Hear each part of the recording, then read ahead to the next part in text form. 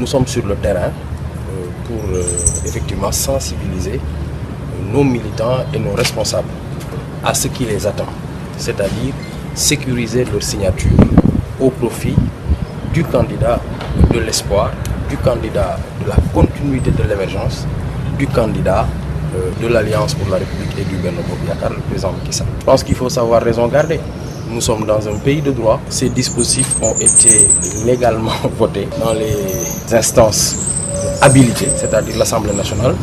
Je pense que Madame le ministre Aïda Mbodj oublie qu'elle est députée. Je pense qu'elle est atteinte du syndrome amnésique qui fait qu'elle a oublié qu'ayant été ministre de la Femme, elle a royalement ignoré notre département quasiment pendant tout le temps qu'elle a été ministre. Maintenant, elle vient avec ses hypothétiques moulins, enfin un hypothétique moulin d'ailleurs, ça faisait un peu pitié pour dire qu'elle vient corrompre un département qui est déjà acquis au président de la République.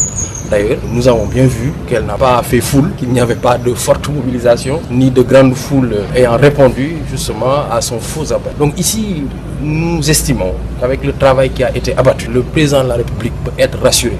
En tout cas, c'est sur d'autres zones que nous nous investissons avec notre mouvement, le mouvement And Sampat Macky. Mais pour l'instant, à Tamba, il n'y a qu'à consolider les acquis. Et c'est ce que nous faisons. Je pense aussi que c'est le cas de le dire. Aïda Mbodj dit qu'elle n'a pas besoin du président de la République, mais nous n'avons jamais eu besoin d'elle pour gagner toutes les consultations qui ont eu lieu depuis 2012. Ils oublient également que 5 consultations se sont passées depuis l'arrivée du président de la République. Et depuis l'arrivée du président de la République, ils ont toujours été battus à plate couture. Ils savent très bien ce qui les attend. Qu'elles puissent d'abord réunir le nombre de signatures nécessaires pour être candidat. C'est là le débat. Nous sommes dans un pays démocratique. C'est la raison pour laquelle nous allons aux consultations électorales. Nous croyons aux élections.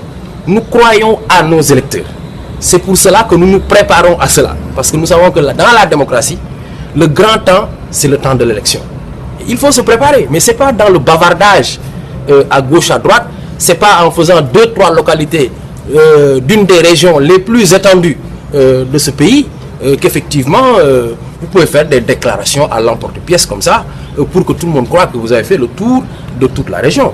Nous avons fait en un week-end, nous sommes allés à Gambie, dans le Goudiri, nous revenons de Kouar, nous avons fait Kolo, nous avons fait certains quartiers effectivement de la commune, et aujourd'hui on se permet un dimanche matin avec toute la team de se défouler un peu et de jouer au football et au basket, parce qu'effectivement le sport également nous réunit et nous maintient. Qu'elle sache que Tambacounda, le département de Tambacounda, ce n'est pas Koussanar.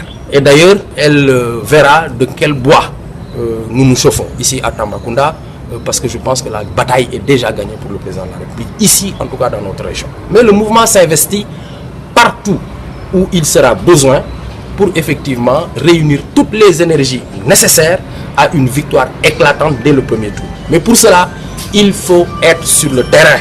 Et nous ne croyons qu'à une réalité, c'est la réalité du terrain. Être le plus près possible des citoyens qui ont la voix finale. Ce qui me fait dire que Aïda Mbodj, et d'ailleurs l'opposition en général, est atteinte du syndrome amnésique ou du complexe amnésique, parce que j'avais dit la dernière fois qu'il y en avait un parmi eux qui avait cette névrose obsessionnelle du pouvoir qu'on appelle le syndrome d'hubris. Je dis qu'aujourd'hui c'est plutôt le syndrome et le complexe amnésique. Ne jamais oublier, Aïda Mbodj a été ministre de la Femme et jamais elle nous a permis dans notre région une situation d'allègement pour nos femmes. Surtout qu'elle-même c'est la reine de la transhumance. Quelqu'un qui a traité Abdoulaye Wade de fantomas pour le rejoindre plus tard, donc ne peut pas nous donner des leçons, vraiment, parce que nous ne connaissons que l'Alliance pour la République. Et Inch'Allah, je pense que nous y durerons. La deuxième chose, c'est que si elle ne sait pas ce que Macky Sall a réalisé à Tambacounda, nous allons un peu lui rafraîchir la mémoire. Il y a de cela quelques temps, notre bloc technique au niveau du lycée, flambant neuf, a été inauguré. Pas posé, parce qu'elle parle de pose de première. Notre grande mosquée a été entièrement achevée par le président de la République. Le forage de Saré-Bamol, qui est un forage multivillage, a été inauguré. Les travaux d'électrification de Dialakoro, vous les voyez, c'est des travaux qui sont en cours. L'entreprise Areski, qui a été choisie pour exécuter la réhabilitation du tronçon Tamba-Kidira, qui est un calvaire pour les Tambacoundois, a été lancée. Les travaux ont démarré. Qu'elle n'oublie pas que la route Tamba-Dialakoto via Missira, c'est une inauguration, pas une pose de première pierre. Et les autres forages et les pistes dans le cadre du PUDC et également tout le matériel d'allègement qui a été distribué et également les 11 km de Promoville qui viennent de démarrer et qui vont passer, dont un axe va passer carrément dans le nouveau lotissement de HLM vers la gare routière, de la gare jusqu'à derrière Sarreguilé. Donc, entre autres, je dis bien entre autres, parce que là, je ne me limite qu'à la région de Tambacounda. Hier, nous étions à Kouar. Je pense que la route Tabandine-Kouar a été réalisée sous le magistère du président de la République, Macky Sall. Donc, nous n'avons pas effectivement à avoir de complexe parce que le président a travaillé autant au niveau régional qu'au niveau national.